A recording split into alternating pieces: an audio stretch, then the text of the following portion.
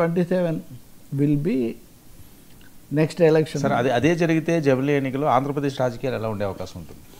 ఆంధ్రప్రదేశ్ రాజకీయాల మీద కూడా ఇది వెంటనే ప్రభావం ఇది పడుతుంది. ఇప్పుడు పవన్ కళ్యాణ్, లోకేష్ ఇవన్నీ మనం మాట్లాడుతున్న విషయాలు, టీడీపీ ఇవన్నీ మనం మాట్లాడుతున్నాం కదా. ఇప్పుడు బీజేపీ వాళ్ళు కొంత అంటి ముట్టనట్టుగానే ఉన్నారు ఆంధ్రప్రదేశ్లో. ఇప్పుడు తర్వాత మనకు వేరే ఐటెం కూడా ఉంది, లోకేష్ మళ్ళీ ఢిల్లీకి కూడా వెళ్తున్నారని.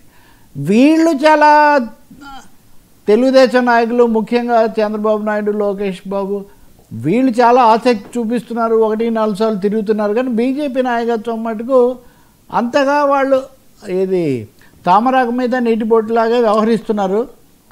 మొదటి దశలో పవన్ కళ్యాణ్ పట్ల కొంచెం మొగ్గు అది చూపించి పవన్కి ఏదో చాలా ఇది అన్నప్పటికీ అది కూడా ఏమీ జరగలేదు.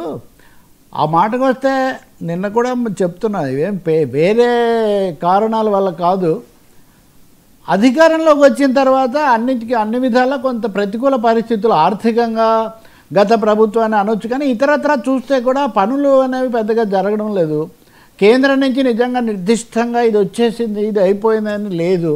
కానీ ఏమి అనడానికేమో జంకుతున్నారు. అంటే వాళ్ళు మళ్ళీ ఏం చేస్తారు అని. మొన్న మనం అనుకున్నట్టు సిబిఐ కేసులు ఇద్దరి మీద పెట్టి వాళ్ళు ఉన్నారు. కాబట్టి ఈ కారణం వల్ల ఆంధ్రప్రదేశ్ ప్రభుత్వము లేదా ఎన్డీఏ ఇలా నడిపించడం తప్పితే పెద్ద అద్భుతాలు ఏవో జరిగే అవకాశం ఉంది అనేటటువంటి నమ్మకం మటుకు ఇక్కడ ఉన్న వాళ్ళకి కానీ, ఢిల్లీలో బీజేపీ టాప్ బ్రాస్ కీలక నాయకులకు కానీ లేదు. ఇది పాసింగ్ టైం, కాలం నడపటం అన్న పద్ధతిలోనే ఇది ఎక్కువగా ఉంది. ఎందుకంటే కార్పొరేట్ ఇండియా ఇప్పటికీ మోదీ నాయకత్వాన్ని, బీజేపీని బలంగానే కోరుకుంటూ ఉంది. కాబట్టి వాళ్ళు అన్ని వనరులు అక్కడ సమకూరుస్తున్నారు. కాబట్టి ఎన్నికల వరకు మోదీ దగ్గర నుంచి వెళ్తారు. సో ఇది ఎన్డీఏలో లేకపోతే ఆంధ్రప్రదేశ్ కూటమిలో ఏం జరుగుతుంది అన్నది కూడా దీంతో ముడిపడి ఉంటుంది వాస్తవంగా చెప్పాలంటే. కానీ పైకి గతంలో లేకపోతే ఎన్నికలు జరిగిన కొత్తలో, విజయం సాధించిన కొత్తలో కనిపించినంత అత్యుత్సాహం లేకపోతే చాలా హుషారు మటుకు ఇప్పుడు లేవు. పుల్లింగ్ అని అంటారు చూడండి, బండి నడిపిద్దాం అనే పద్ధతిలోనే ఉన్నారు. ఇంతకు మించి చంద్రబాబు కానీ తెలుగుదేశానికి కానీ భరోసా చాలా ఇచ్చేసి మీకేం పర్లేదు, మీతోనే ఉంటాం అనడానికి కూడా వాళ్ళేం పెద్ద సిద్ధంగా లేరు. బీహార్ ఫలితాలు వచ్చాక, జమిలీ అప్పటి సమీకరణాలు తేలిన తర్వాత అది నిర్ణయం కావచ్చు. ముఖ్యంగా యూపీ ఎన్నికలు, గుజరాత్ ఇట్లాంటివి కూడా వస్తాయి. ఇవన్నీ ఎప్పుడు కోయిన్సైడ్ అవుతాయి, పెడతారా, జమిలీలోనే ఇవన్నీ కలిపేస్తారా, ఈ విషయాలన్నీ జరగబోయే లోక్సభ సమావేశాల్లో ఇవి నిర్ణయం కాబోతున్నాయి. అందువల్ల ఆంధ్రప్రదేశ్ మీద కూడా 3 ఏళ్ళని వైసీపీ వాళ్ళు కూడా ఇంకా ఎన్నికలు వచ్చేస్తాయి, ఈ జమిలీ వచ్చేస్తుంది అని ఒక వాతావరణం.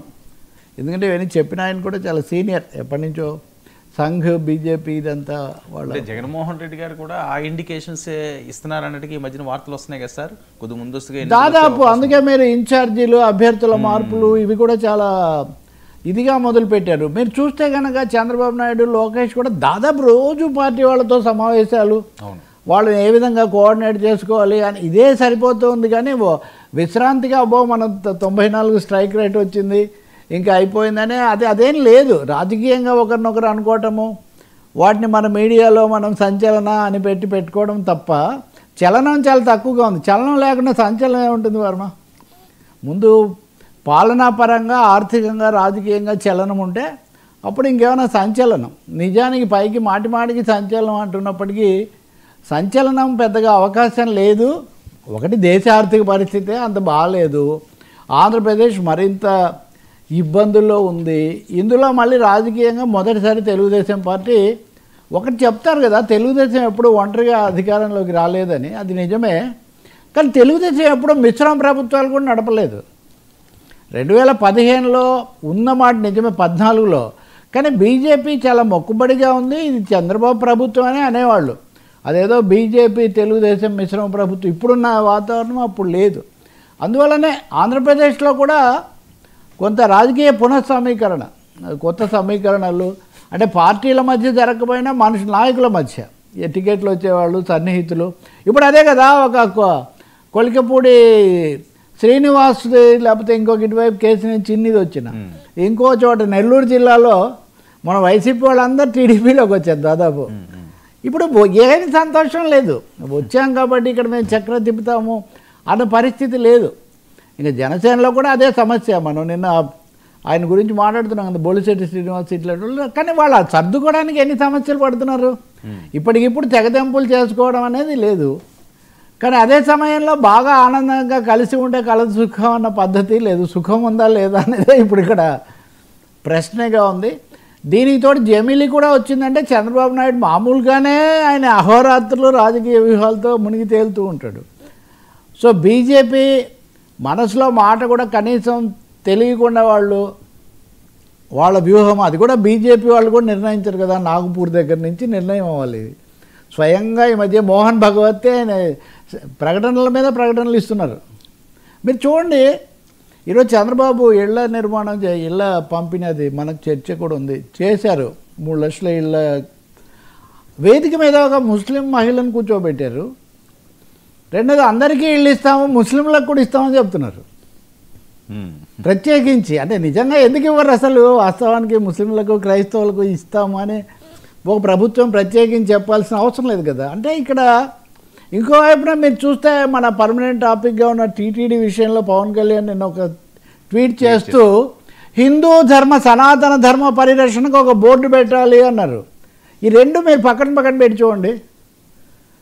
ముస్లింలకు కూడా ఇల్లు ఇస్తాము, వేదిక మీద ఒక ముస్లిం సోదరి ఉంది చూడండి అని చెప్తున్న చంద్రబాబు నాయుడు వైఖరికి సనాతన ధర్మ పరిరక్షణ ఎలా చేస్తారు సార్? రాజ్యాంగ ధర్మ పరిరక్షణ చేయాల్సినటువంటి దేశంలో 2025లో సనాతన ధర్మ పరిరక్షణ టీటీడీ చేసుకుంటే టీటీడీ చేసుకుంటుంది, దానికి ట్వీట్లు పెట్టి ఉపయోగం ఏముంది? కాబట్టి ప్రభుత్వ కార్యక్రమం కాదు అది.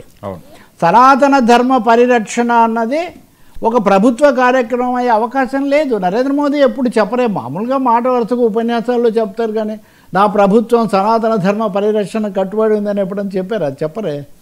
ఏదేదో వేరే భాషలో మాట్లాడుతుంటారు.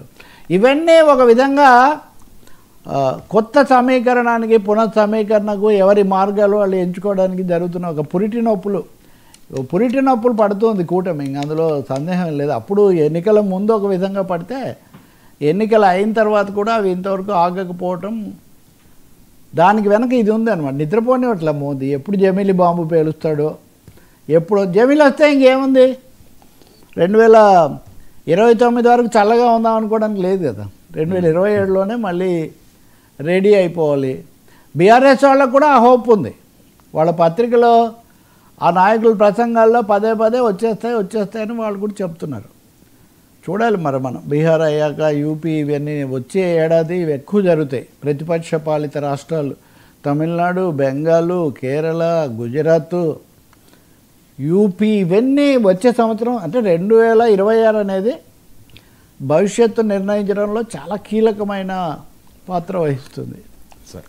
ఇక్కడ మనం ఎగ్జిట్ దగ్గర మొదలయ్యాం కాబట్టి ఎగ్జిట్ అనేది బీహార్లో మటుకు ఎప్పుడూ పెద్ద ఎగ్జాక్ట్గా లేదు.